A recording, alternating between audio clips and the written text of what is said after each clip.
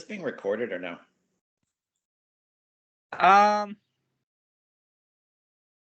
It can't. Yes, it is. Okay. I just needed to make sure. Yeah. That way anybody can go back and look at it that missed it, basically. Oh, okay. I gotcha. Yeah. I just didn't want to say anything inappropriate and get in trouble. Nah, I mean, we're not going to show it to the authorities if that's what you're asking. Okay, then we're good then. Okay. Yeah. Hey, Nubby. Who was that? Plumpkin. Oh, was that Pumpkin? Okay. Hello, Pumpkin.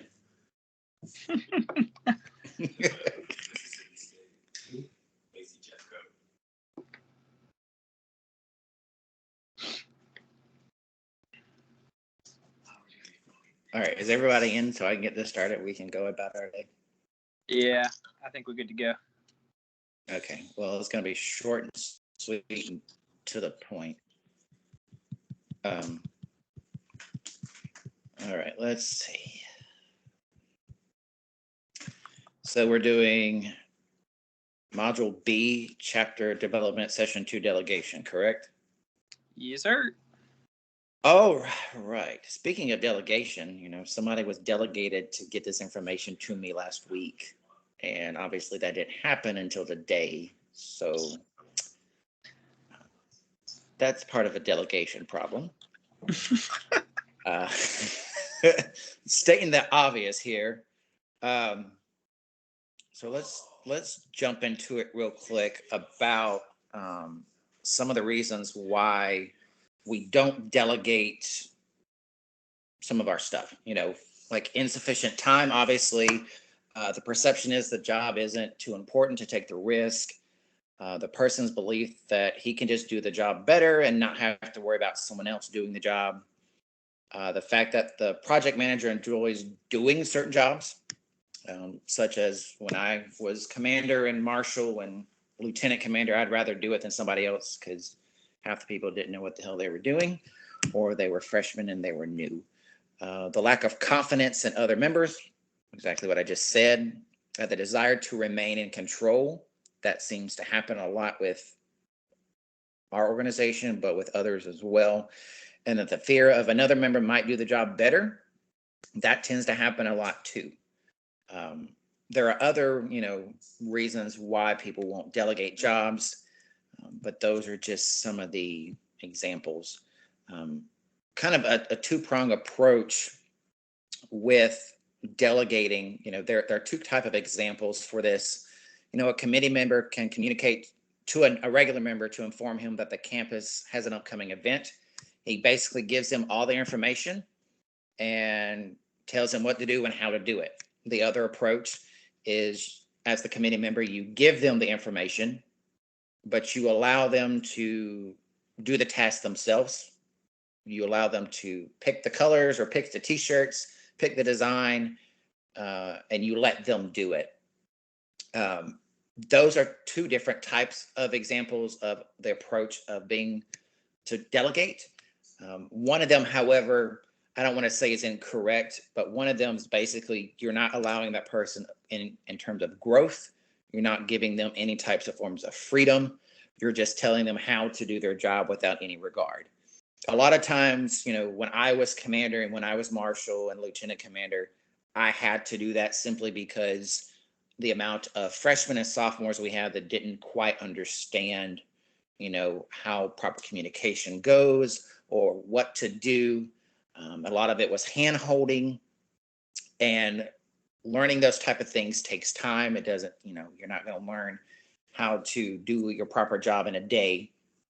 And I think Jared has done a good job in trying to delegate to other members of the chapter and giving them some form of responsibility. Because when you get out in the real world, you have to do everything yourself and no one's going to hold your hand. And if if you don't do your job, then you're just going to get fired, and that's part of, that's part of the workforce. That's part of life. And with that type of delegation, your boss has given you those type of opportunities to be successful. That's why they've hired you for that position. But delegation, sometimes we have important points to keep in mind with this. Unless the committee chair or project member can visualize and articulate what he wants, the terms and results, the process is going to fail. Meaning, if he can't tell you that he needs a flyer and he needs this type of information on it, it's typically going to fail because you're not going to know what to do. The committee chair or project member can stretch the capabilities of his committee, repeatedly assessing the same job to the same people simply because they do them well and not to help develop other people. The committee chair or project member must let the chosen member know how to assign certain tasks in the organization. The delegation should never be revoked. Doing so undermines what a committee chair or project manager wishes to establish. I tend to disagree and agree with that statement simply because I believe if the person cannot do their job, then they don't need to be in that committee chair or being commander or lieutenant commander or anything that thereof. If you didn't like the way Jared was doing, being commander, get his ass out of the position. Many times that's happened. When I was commander and marshal and lieutenant, that tends to happen. And that's okay because those type of people don't need to be in those leadership positions if they can't really help, improve on what the chapter is doing. And then, completed work should be evaluated against the results of the committee chair. A lot of times that's give and take, and that's based on perception.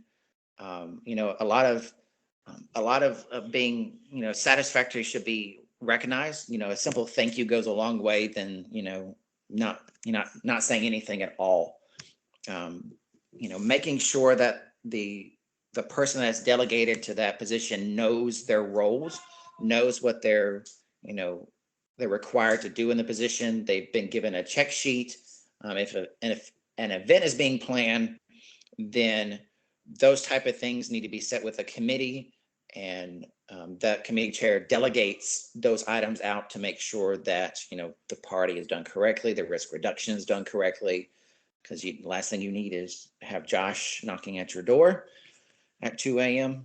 or giving you a phone call or an email, Jared. Yeah. Happened a few times.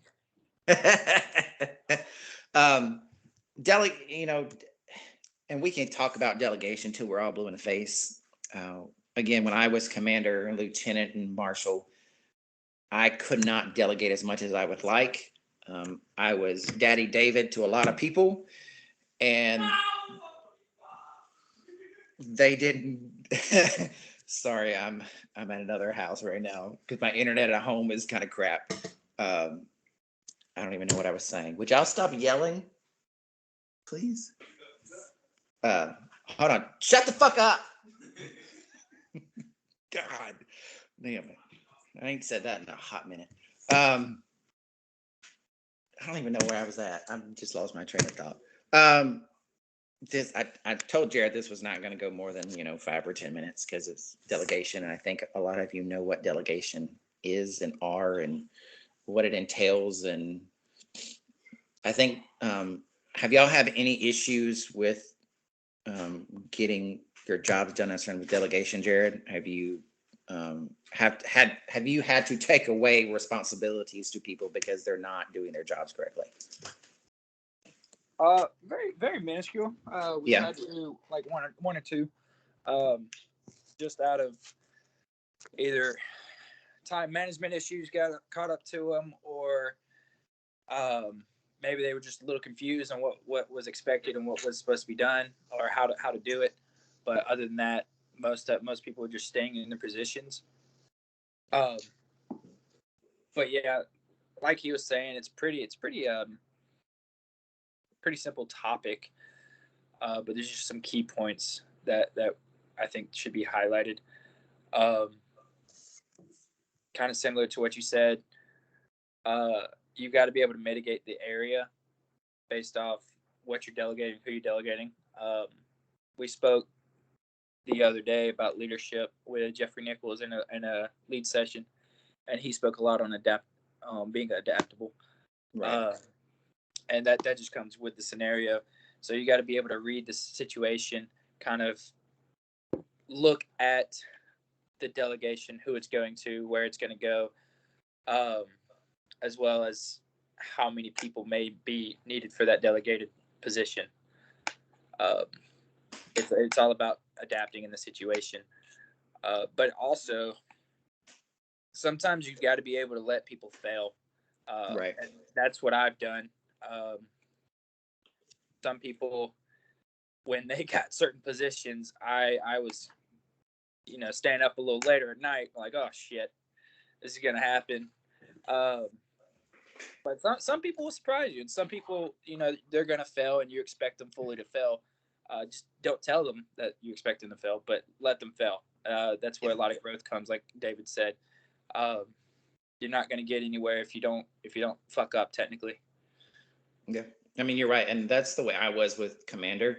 I didn't do anyone else's job because I don't expect you to fail, but I expect you to do your job, and your job is to learn how to fail too. I mean, if you don't fail, then you're never going to know what it is to fail in your life at work. But you also have to look at the who you're giving the tasks to. Does that person really fit to do that job, that opportunity? What type of member did you choose to do the work? What type of task did you give that person to do? Do they have experience doing that?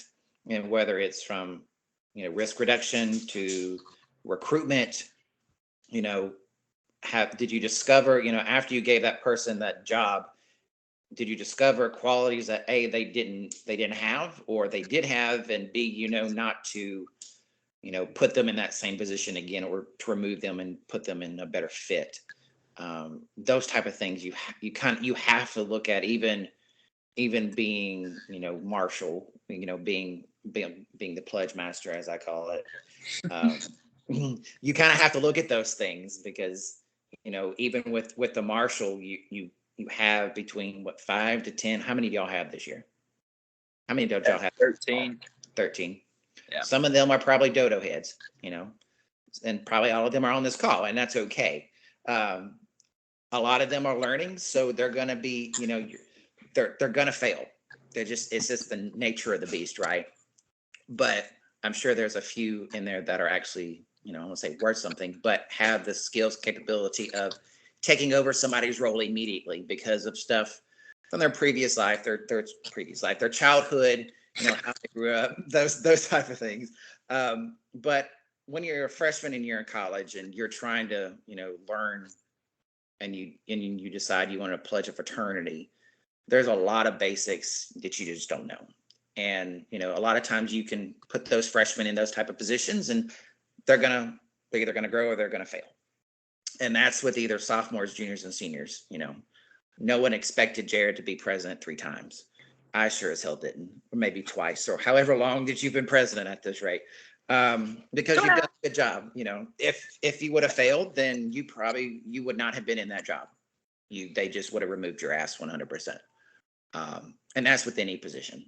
So a lot of this is just, regurgitation from other ones as well. But, delegating positions is important. That goes along with who you delegate to be the rush chair and who they're recruiting. So I'm not going to continue to blab my mouth because obviously some of this you all know. You all are all learning. That's kind of the main points of delegating. So yeah, and this is mainly to like the younger guys. If you hold an EC position as well, it's coming to that time where we're going to start putting people in chair positions. So take this delegation kind of serious. It's very easy task to delegate, but most people mess up on the follow up. If you are the delegator, you have a responsibility of first finding a person for that situation and then assisting that person in that situation. It's not 100% on them. You are in charge of that person, kind of like a pyramid. You're at the top, and they're beneath you, and you oversee them. That's going to be how it is throughout the whole fraternity. The whole time you're here, you're gonna have to circle back and kind of load up and go back into it. But don't don't be afraid to put people in positions where they may struggle. Yeah. Some people in this fraternity will struggle in any position. Some people struggle in certain positions. It's just how it goes. Some people, like he was saying, have that experience already. They have the ability to do stuff out of kind of reaction at this point. Other people need to develop that, and that's kind of where you need to come in. Judge the situation, put that person in that place. You may see something in them they don't see, or they may see something in themselves that you don't see, and they may come to you with that. You've got to be able to read that situation. Also, when they do fail, as the delegator, it's up to you to keep them going. That 100% people fail, they give up. You're the person that delegated that position. You oversee it. Like I said, you need to keep on that. Just because they failed doesn't mean they fucked up. A lot of people have failed. One of the most embarrassing moments I've had as commander was when I took over after Andrew. I was like, all right, I can't fuck this up any more than it already is. We'll be fine. I know exactly what I want to do. I know how I'm going to do it. I went to College of Chapters, and I told them what I wanted to do, and they basically looked me in my face and called me an idiot. I didn't have anything right. I had everything written down wrong. Our goal was right, well, everything we wanted to do, but how we were doing it was kind of all messed up. So that's kind of like, put it in this sense.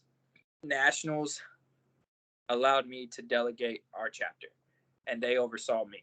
So they looked down and they kind of circled back, loaded me up, and sent me on. And I did the position. So now it's going down the ladder, and it needs to continue to do that. And you'll take this into the real world. You'll do this at your job. So take it as practice now. Constructive criticism is key because everyone doesn't take criticism the same way. So you have to be able to learn from that you have to be able to read the person and be able to give constructive criticism. What did you do wrong, but how can we make it right for the future? And how, that's also in your daily life and work. You're gonna screw up, and that's okay. But how do you turn the negative into a positive and make things better? Again, it's all about delegation and who's the right fit for it. And if they're not, can you make that person into that fit? And not everyone's made to be in certain positions, and that's okay because we're all not built the same way. So yeah. You'll learn a lot about yourself as you delegate. Oh yeah. You'll learn your leadership style. As Seth always points out, me and him have two completely separate styles. I tend to be more yelly and aggressive, and he tends to be more understanding. But throughout delegation, you'll learn your bias towards people. You'll learn how to communicate certain people. You got to communicate, like he was saying, in a certain way, others in a different way. You'll learn kind of personal characteristics about how you're choosing people and how you're not choosing people. It can open up, more understanding of what you actually come off as. It also may come out as you understanding people at a different level. So when you do delegate, I can't stress that you have to take it kind of serious. You have to look at everything. Yeah, because how I approached Jared when I was commander was completely different how I approached Lumpkin. I could yell at Jared and be perfectly fine. I couldn't do that to Lumpkin because Lumpkin would just walk away from me like I was fucking stupid. I'm be honest with you. If you didn't yell at me, I'd look at you like you're stupid. I grew up in sports, so I had coaches yelling 24/7. So that's what I respond to. Yep. That's what I work in, so I get it. So, but yeah. If many of you don't know who I am, my name is David Smith, Iota Lambda 447. I was chapter fundraiser. I was chapter rush chair. I was marshal, lieutenant commander, and commander. I took on a lot of shit. When I took over for commander, we were on the verge of a show clause. So that was to the point where we had to revamp a lot of stuff, and I had to kind of step in a lot of things, but I also was able to delegate a lot of my responsibilities to my lieutenant and so forth to make sure that it was all getting done, because I couldn't do everything myself. Because if I did, I would probably lose my other arm and more of my hair.